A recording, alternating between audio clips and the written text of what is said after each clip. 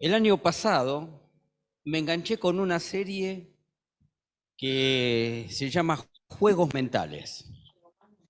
Es una serie documental, científica, Vale. en la que explican cómo funciona el cerebro. Básicamente, en la parte que hablaba con respecto a la memoria y a los recuerdos, explicaban que los recuerdos, los que quedan plasmados en la cabeza, son grabados, por así llamarlos, por emociones fuertes, por tristezas o por alegrías fuertes. Cualquier emoción fuerte es como que queda grabada una escena o ese recuerdo en la cabeza. Es más, a veces la emoción es tan fuerte que hasta se borra, el cerebro se bloquea. Habrán escuchado más de una vez que a veces personas en accidentes no recuerdan el accidente, no recuerdan lo que pasó. Pero en el común de la gente, los recuerdos, los pensamientos se graban por emociones fuertes, a menos que tengan el problema que tengo yo. Yo tengo un pequeño trastorno neurológico, es un síndrome que se llama RDI, que son las siglas de retención de datos inútiles. Tengo una gran capacidad para memorizar cosas que no le interesan a nadie. Por ejemplo, si me preguntan cualquier serie de los 70 o de los 80, ¿qué auto usaba el protagonista? Yo seguramente lo sé y sé hasta las características técnicas de ese auto. Sé cosas tan irrelevantes como que el primer tema del lado 2 del álbum Thriller de Michael Jackson, el tema es Golpéalo, y el solo de guitarra fue grabado por Eddie Van Halen en una sola toma. Y como el ingeniero de sonido estaba ocupado, lo grabaron a 16 decibeles, lo que le dio una estridencia que lo transformó en uno de los más icónicos solos de guitarra de la historia del rock and roll.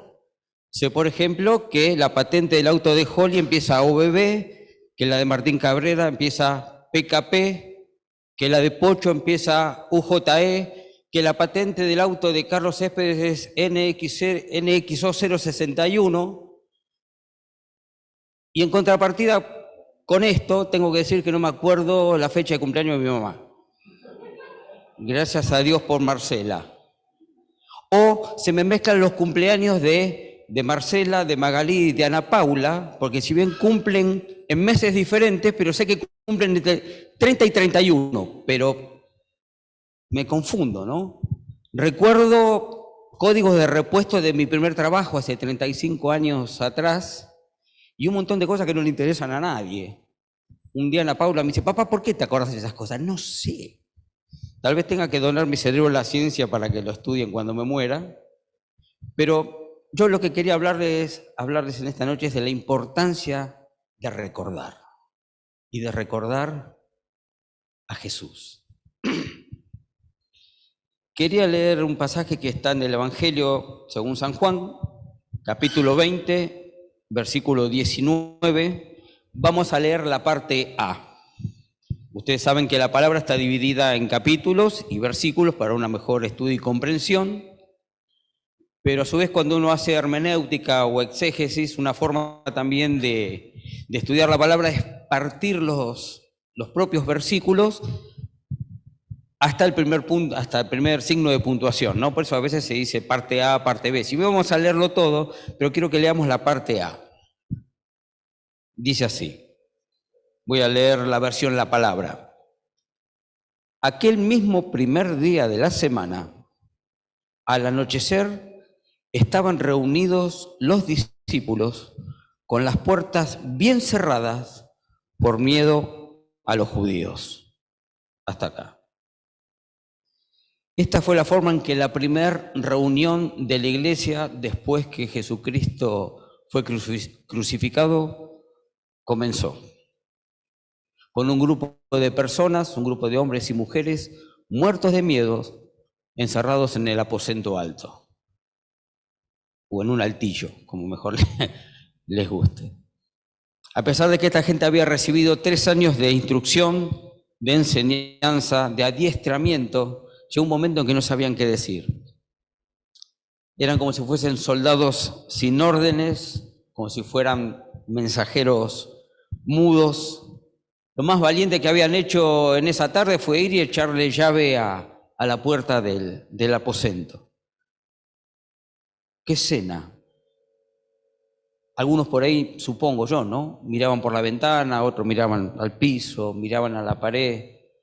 Era un momento de profunda introspección, de revisarse, de ver lo que había, lo que les había sucedido, de evaluar su propia conciencia, porque cuando los soldados romanos arrestaron a Jesús en el huerto de Getsemaní, los discípulos desaparecieron. No tenemos muchas precisiones en la palabra qué fue lo que hicieron o a dónde fueron, pero se borraron, ¿no? Perdón que use este término. Todas esas promesas, todas esas declaraciones, todas esas hasta bravuconadas, voy a dar mi vida por ti, Señor, te seguiré a donde vayas, se fumaron, quedaron en el olvido y se cayeron ante la primera dificultad. Pero el problema que tenía esta gente fue que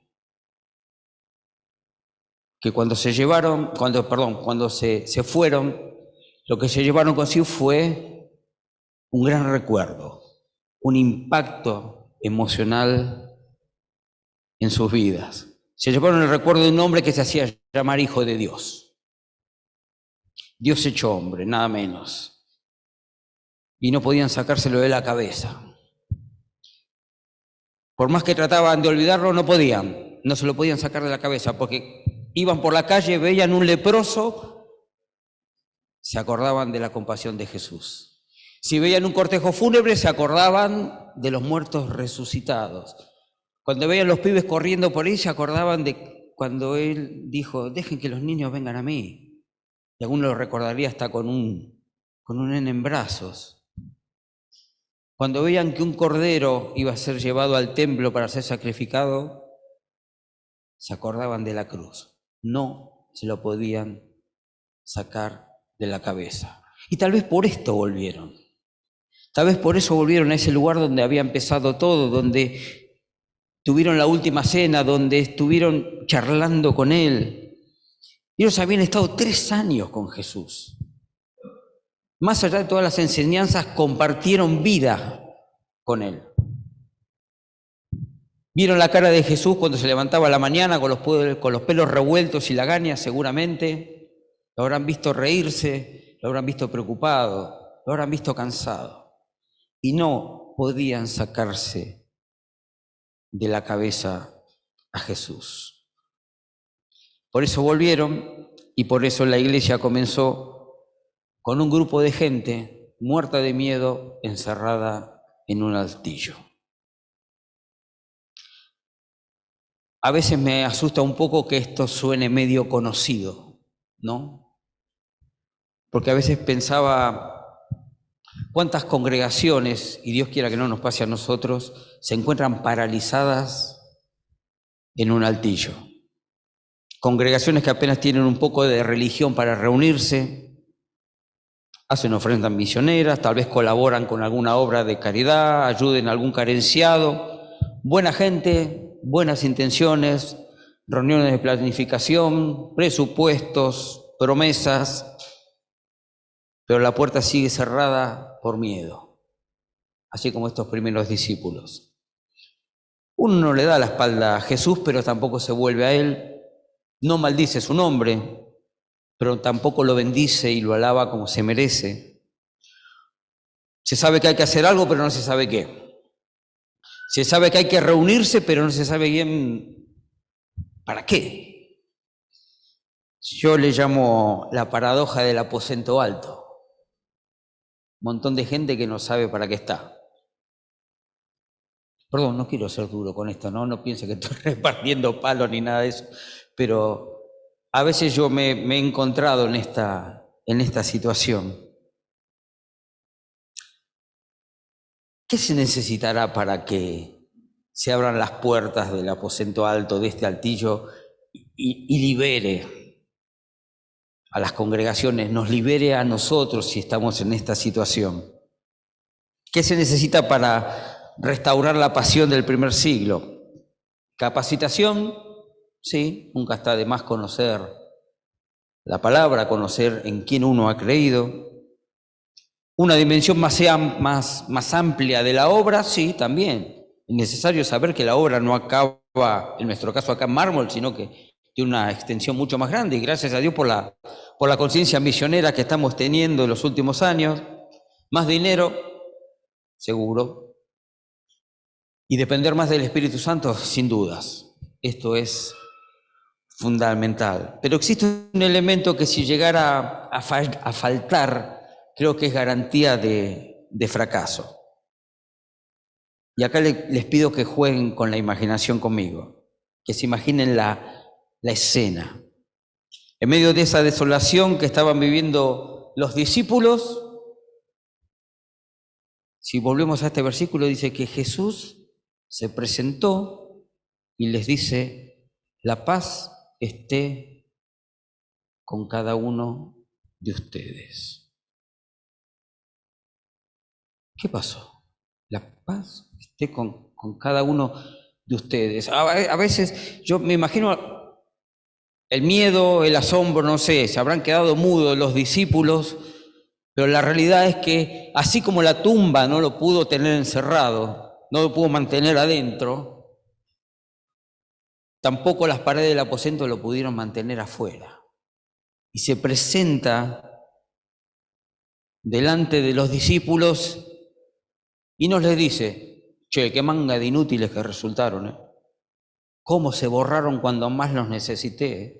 Huyeron como ratas. No, es la figura del traicionado que va a buscar a sus traidores y les ofrece lo que estaban necesitando: paz. En el medio de esta confusión, en el medio de este lío mental que tendría esta gente, Jesús se presenta y les ofrece paz. Hasta parece demasiado bueno, ¿no?, para ser verdad. Y esto no solo quedó ahí, sino que compartió tiempos con ellos. Y Jesús asciende al cielo y les promete, Hechos 1:8, les dice: pero recibirán poder cuando el Espíritu Santo venga sobre ustedes y serán mis testigos en Jerusalén, en toda Judea y Samaria y hasta los confines de la tierra. Llega el Espíritu Santo, todos conocen la historia, si no lean los primeros capítulos de Hechos. Los discípulos son llenos del Espíritu, se aparecen lenguas repartidas como de fuego, empiezan a predicar. Pedro se levanta con una exposición, un discurso perfecto, increíble, en Hechos 2, y termina en el versículo 36 diciendo: por consiguiente, sepa con seguridad todo Israel que Dios ha constituido Señor y Mesías a este mismo Jesús a quien ustedes habían crucificado. Sin anestesia, sin timidez, sin dudas, y 3.000 personas deciden convertirse en discípulos de Cristo. Los discípulos se pusieron en marcha, ya no serían los mismos. Los convertidos, los que tomaron la decisión de seguir a Cristo, se convirtieron en seguidores del vencedor de la muerte. La gente los pensó a llamar cristianos. Cristo era su modelo a seguir, y es de entender lo que relata también el libro de Hechos más adelante. En Hechos 2:46 dice: a diario acudían al templo con constancia y en íntima armonía, en familia, partían el pan y compartían juntos el alimento con sencillez y alegría sincera. Esta gente se había encontrado con Jesús. Sus pecados habían chocado con el Salvador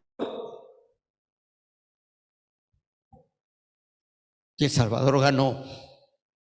¡Qué maravilla! Este mismo Jesús, que tendría que haberlos mandado al infierno igual que a nosotros, fue al infierno y volvió para contarlo.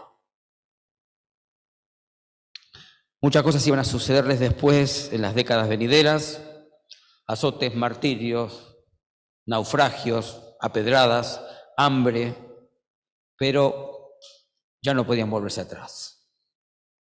había un recuerdo que nunca se iba a borrar de sus mentes.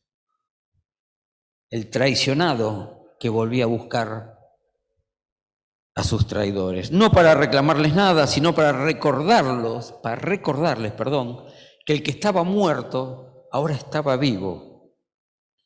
Y los que eran culpables ahora eran inocentes, habían sido perdonados. Increíble. ¿Te acordás de la primera vez que te encontraste con Cristo? ¿Te acordás las sensaciones? ¿Te acordás lo que te pasó adentro tuyo? Yo no puedo no olvidármelo. Hace poquito Nadia, la esposa de Cristian Arce, me preguntaba, ¿cómo fue tu conversión? Porque no me acuerdo los detalles. Y mi conversión, ¿saben? Hilando fino, fue un proceso muy, muy loco, ¿no? Porque yo me acuerdo que estaba terriblemente mal, deprimido, triste, con algunas tendencias suicidas, y un día llego a la casa de un matrimonio amigo que estaban re locos, se habían hecho evangélicos y hasta se habían bautizado. Bien locos estaban.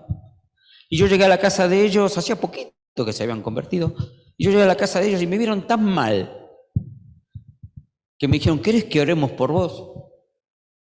Perdido por perdido, dije yo, pero cuando oraron por mí ese día, algo pasó. Sentí como que un peso se me iba de encima. Y yo les digo, yo llegué a esa casa arrastrando los pies y literalmente me fui corriendo. Esas 3, 4 cuadras que separaban la casa de ellos de la mía, no sé por qué, pero volví corriendo a casa a una velocidad que le hubiese dado envidia hasta Usain Bolt. Estaba liviano, estaba eufórico, no sabía qué pasaba, pero algo había pasado. Al otro día, yo tenía la costumbre, bueno, mi vida estuvo siempre muy ligada a la música, entonces yo para autoflagelarme, escuchaba una canción que para mí reflejaba mi situación, que decía, la locura que yo perseguí, mi alma destruyó, y entonces comprendí qué inútil es correr y qué fácil es caer. Y guardé el vinilo adentro de la funda, y cuando salgo de mi habitación, paso por la de mi hermana y veo un libro negro arriba de la mesa de luz. Digo, ¿qué tiene acá? Una Biblia. A ver, ¿qué es esto? Abrí así y me tropecé, por así llamarlo, con una porción de la palabra que decía, o dice, perdón, sí, escrito, hijo mío, atiende a mis razones y años de vida se te agregarán. Por camino de la sabiduría te he encaminado y por sendas de rectitud te he hecho andar. En tu andar no se estrecharán tus pasos y si corres, no tropezarás. Guarda el consejo, reténlo porque esto es tu vida. Proverbios 4, versículos 10 al 12. Yo hacía 30 segundos había escuchado qué inútil es correr y qué fácil es caer. Y había algo poderoso que yo no entendía, que me decían, en tu andar, si corrieres, no tropezarás. Entonces, cuando yo vine ese viernes 26 de agosto de 1988 a una reunión de jóvenes en un galpón tenebroso que estaba acá al lado, mi decisión prácticamente estaba tomada. Lo único que hice fue oficializarla, porque yo necesitaba saber más de este Jesús, de lo que me estaba pasando. Necesitaba saber qué fue lo que pasó, qué fue esa oración, qué fue eso que había leído, que me había golpeado en la cabeza, en el corazón y me había cambiado. Entonces yo simplemente ese día oficialmente me hice un discípulo de Cristo. Pero ¿te acordás? Yo te invito a que lo recuerdes y que lo recuerdes cada tanto. Saben, yo esa canción no la volví a escuchar nunca más. La última vez que la escuché fue hace 34 años. Ni siquiera para saber cómo era, ¿eh? Es más, le digo, el vinilo lo regalé. Porque no me interesa. Porque sé que cuando llegue la canción a esa parte, va a estar eclipsada por el recuerdo de estos simples y terribles 3 versículos de Proverbios. No te olvides, hermano. No te olvides, por favor. Yo pensaba que existe una relación directa entre la precisión de nuestra memoria y la eficacia de nuestra misión. Porque si no estamos enseñando la salvación, tal vez nos hayamos olvidado de la sensación de estar perdido. Si no estamos enseñando el perdón, tal vez nos hayamos olvidado de lo que es estar condenados. Y si no estamos enseñando la cruz, espero que no sea por pensar que el sacrificio de Jesús fue en vano. Hay un pasaje que está en 2 de Timoteo 2:8, en la que Pablo le recuerda a Timoteo mientras estaban afilando la espada para decapitarlo. En breve, él le escribe y le dice: no dejes de recordar a Jesucristo. A otras versiones dicen: acuérdate de Jesucristo. No dejes de recordar a Jesucristo, descendiente de David, levantado de entre los muertos. Este es mi evangelio. No dejemos de recordar a Jesús. Olvídate de todo lo que quieras, pero no te olvides de Jesús. Tráelo a la mente. No te olvides de Jesús. Algunos de nosotros tuvo el honor, porque creo que fue un honor, un privilegio, de conocer a Rolando y a Margarita Sartori. Justamente en estos días me acordaba de ellos, 2 viejitos hermosos, muy simples, prácticamente aprendieron a leer con la Biblia, pero gente de mucha oración. A mí cada vez que se me cruza o escucho guerreros de oración, se me vienen ellos 2 a la mente. Rolando nunca pasó acá al frente a predicar. Fue un hombre con un perfil muy bajo, pero que enseñó mucho, ¿no? Una época que nosotros veníamos a orar acá al edificio los miércoles a las 6 de la mañana. ¿Quién abría el edificio 6 menos cuarto? Rolando. Cuando veníamos a trabajar para hacer el edificio los sábados a la mañana, ¿quién te recibía con un mate a la puerta? Rolando. Y tipo 10 de la mañana la cosa se ponía mejor porque venía Margarita y amasaba torta frita, ¿no? Porque estábamos trabajando en la construcción. Miren, cada vez que reprendíamos al diablo, cuando alguien decía: Rolando, ¿podés reprender al diablo? Yo creo que el diablo ya se iba. Ya cuando decían que iba a orar Rolando, el diablo no tenía nada que hacer, porque Rolando oraba y temblaban las paredes. Un hombre de muchísima oración. Yo lo cargaba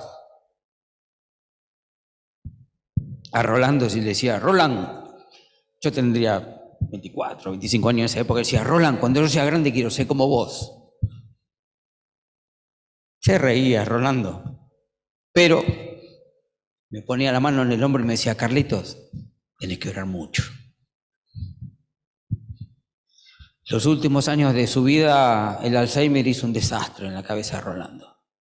No sabía dónde estaba, cómo se llamaba, ni la fecha. Cada tanto Margarita lo traía.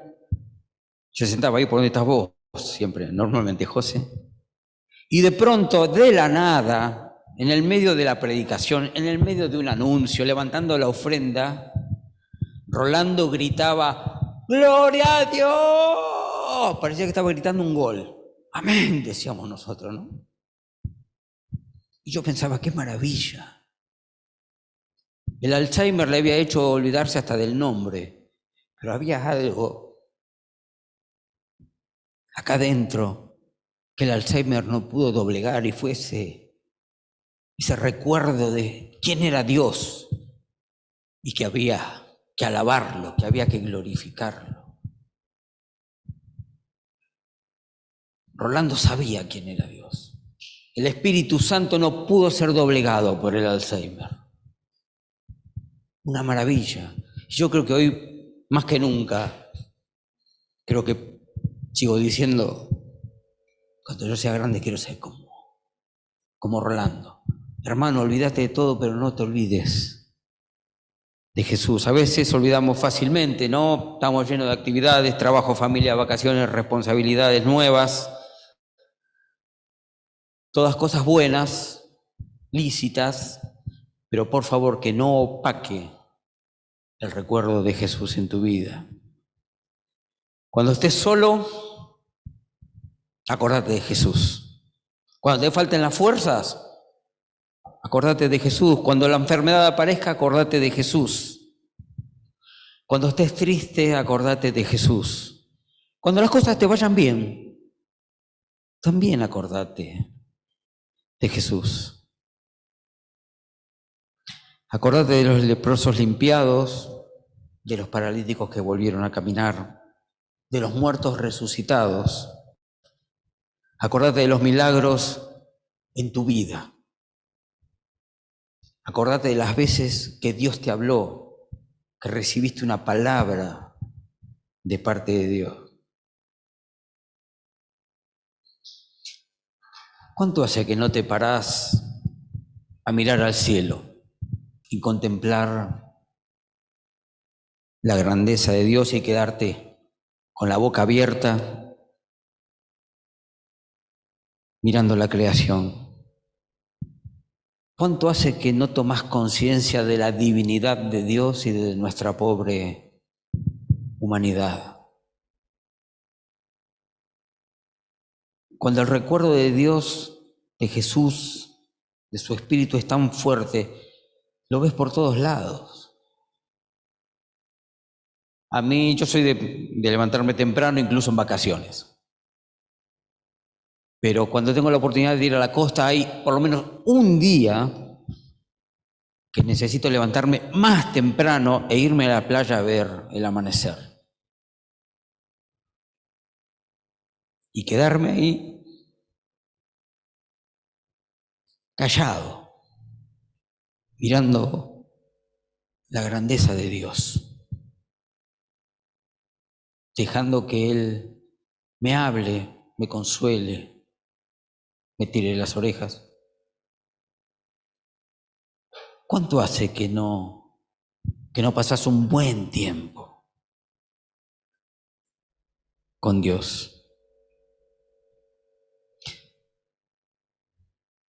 En medio de este mundo y de lo complejo y complicado que se ha vuelto, Jesús sigue esperando. Nos espera a nosotros, sus hijos, sus discípulos. Sigue esperando al resto de la humanidad que se arrime a Él.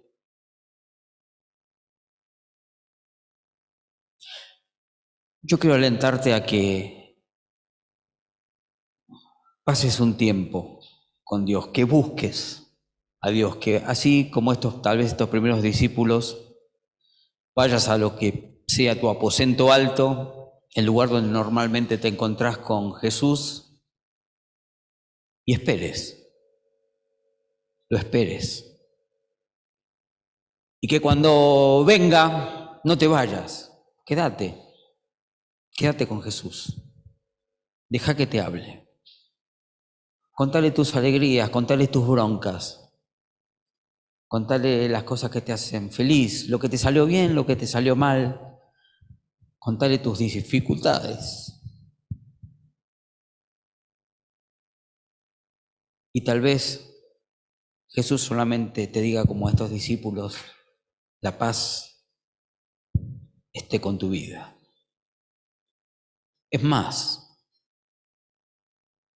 te diría que casi que te apures a ir a tu lugar, porque tal vez cuando llegues Jesús te está esperando para decirte paz,